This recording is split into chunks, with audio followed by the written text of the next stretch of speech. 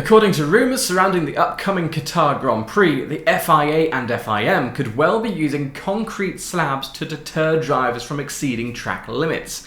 You heard me correctly, I did say concrete slabs.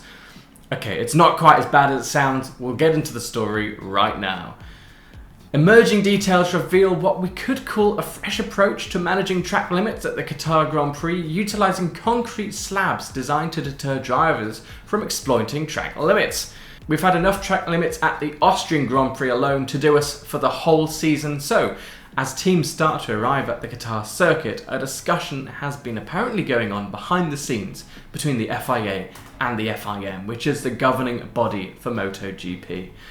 The last thing they want to happen is cars and bikes exploiting the outer boundaries of the tracks, necessitating action from them and them having to stay late after the race instead of going home and having a cup of tea. They also don't want the fan backlash that we all saw after the likes of the Austrian Grand Prix, where the FIA was being accused of favouritism and bias, etc. Since F1's inaugural visit to Qatar in 2021, won memorably by Lewis Hamilton, the circuit has witnessed extensive modifications to meet the rigorous demands of hosting long-term Formula One action. This year's race marks the first of a 10-year contract with F1, a very long time, so it's no surprise that the track is trying to tackle these issues in quite a large way earlier rather than later.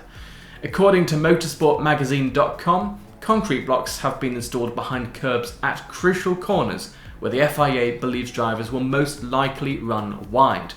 These blocks present a dual surface, one smooth, the other rendered coarse by solidified gravel, with its objective being to dissuade drivers from crossing over them, thereby maintaining respect for track limits. I assume it's going to be more coarse for the tyres, less grip, that kind of thing. The FIA wanted gravel traps around any defined runoff area, but the FIM wanted asphalt strips behind the curbs and in front of the gravel. I don't watch MotoGP, but I'd assume this is for safety purposes. Bikes on gravel don't seem like a healthy life choice to me.